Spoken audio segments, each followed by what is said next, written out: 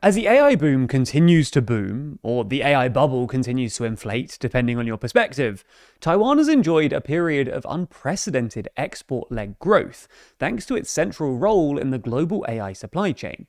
There has thus been some speculation that this could lead to a futuristic form of Dutch disease, a phenomenon in economics whereby demand for one particular export, in Taiwan's case, high-end chips, drives up the value of that country's currency, making its other exports uncompetitive.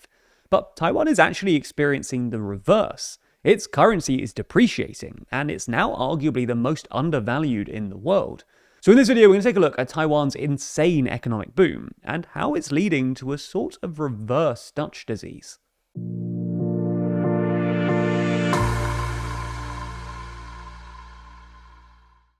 The next issue of our magazine is out very soon, with this issue focusing on all of the wars that Trump has been involved in during his second term, with each dot on the cover representing a different military intervention or strike. Inside, we run through each of the conflicts, from Venezuela and Iran to Yemen and Ecuador, as well as discussing what he's really doing.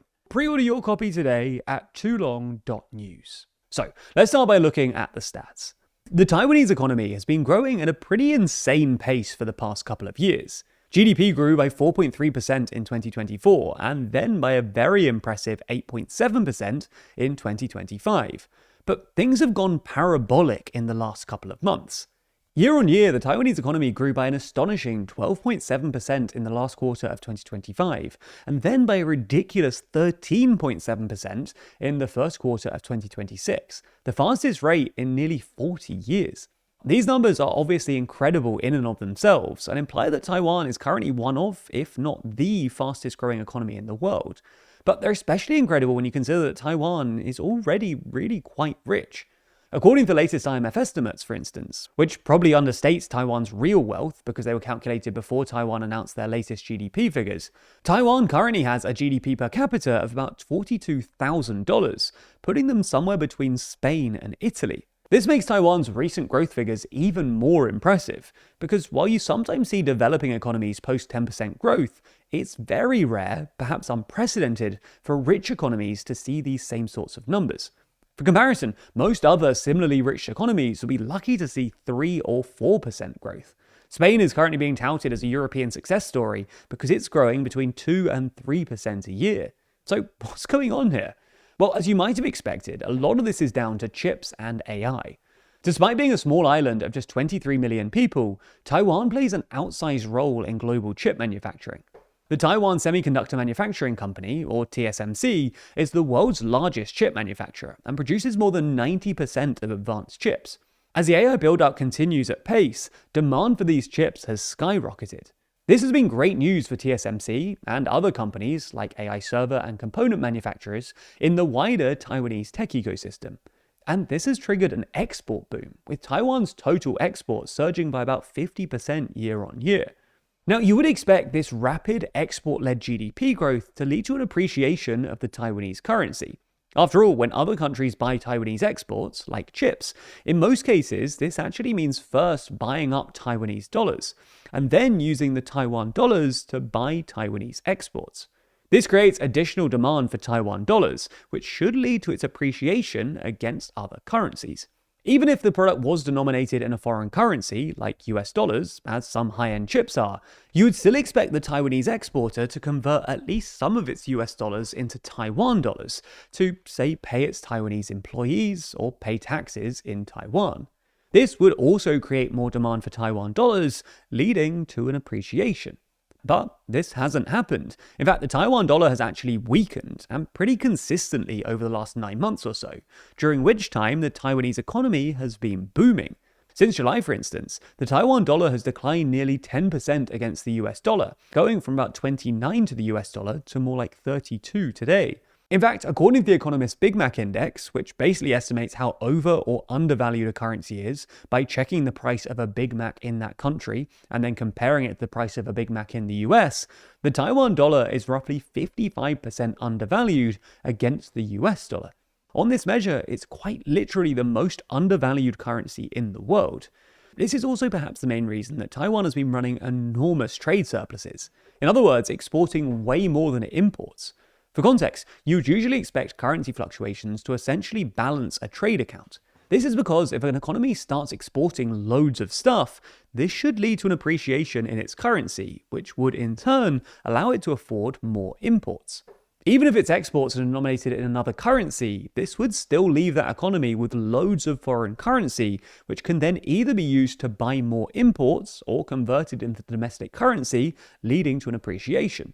This obviously hasn't happened in Taiwan, and this is one of the big reasons that Taiwan's imports haven't risen at the same rate as its exports, giving way to massive trade surpluses. For context, Taiwan is running a current account surplus representing over 25% of GDP. It's hard to overstate how massive this is. It's by far the largest surplus of any developed economy, and many times higher than the roughly 3% surplus that China, widely considered the archetypal surplus economy, is running at the moment. So what's going on here?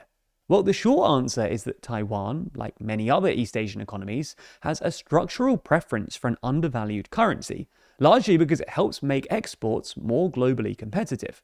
Originally, Taiwan's central bank would basically print Taiwan dollars, use this newly printed money to buy up foreign currency, thus pushing down the Taiwan dollar, and store this new foreign currency in its reserves. Taiwan could justify these policies because it made sense for Taiwan to have sizable foreign exchange reserves, given its dependence on imports and its precarious geopolitical position.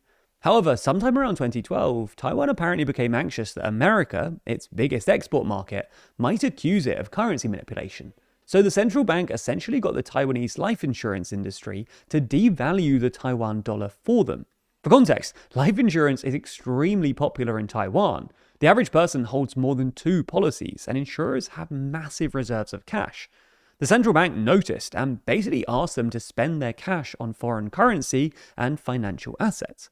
This kept the Taiwan dollar weak, but it left insurers holding mostly foreign assets, an issue considering that most of their payouts are in Taiwan dollars. The problem here is if the Taiwan dollar starts to appreciate, this could trigger a vicious cycle where insurers start selling foreign assets for the increasingly dear Taiwan dollars needed for payouts, putting further upward pressure on the Taiwan dollar, which would force life insurers to buy more Taiwan dollars, etc., triggering a destabilizingly sharp appreciation that could both hurt Taiwan's exports and bankrupt Taiwan's too-big-to-fail insurers.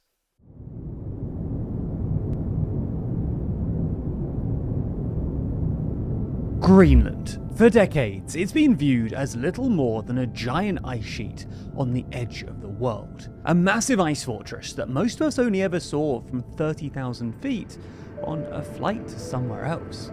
However, that ice is receding, and as it does, the world's superpowers are beginning to move in. At TLDR, we've spent almost 10 years explaining things from behind a desk, but some stories are too big for our studio. So to understand why this island, and the Arctic more generally, has suddenly become the most valuable real estate on Earth, we had to go there. As you'll soon discover though, this isn't just a political briefing hosted from the cold. We're hiking through the wild, discovering melting icebergs, and uncovering the rusting remnants of secret military projects abandoned in the snow. I used to think I understood what cold was, but I was lying to myself. Over 3 episodes, we're asking, what's the big deal with Greenland? From the scramble for rare earth minerals, to the new battlefield for Washington, Beijing, and Moscow. We're camping out in the glaciers that are changing our climate and discovering the country caught in the middle of this global tug of war. This is funny to you, Jet. It will be funny to you in the future. Hello. Hello, deep there. Jesus Christ. That's the whale. Right wheel. Rather appropriately for the world's largest island, this is the biggest project we've ever taken on. A documentary about the beauty, power, and future of our planet. Coming this summer exclusively to TLDR Party members. If you're not a TLDR Party member already, you can sign up right now. Members not only get access to 2 long documentaries like this one, but they also get access to the audio versions of every article in our magazine, Too Long, each narrated by the writers of those articles, allowing you to listen along to it all. You also get access to our behind-the-scenes podcast, The Bullpen, access to our extra podcasts, The Last Move and The Last Word, our brand new news quiz, What an answer. That's Very good. as well as much more. Becoming a member costs £3.99 a month, but for the very best deal, you should grab the Too Long and TLDR Party bundle. That way you get both our quarterly magazine Too Long, as well as access to all of the benefits of TLDR Party for a very discounted rate. Plus, if you use code Greenland, we'll give you an extra £4 off your first bundle payment, making it basically the same price as a standalone subscription. Find out more and support the channel at toolong.news/party.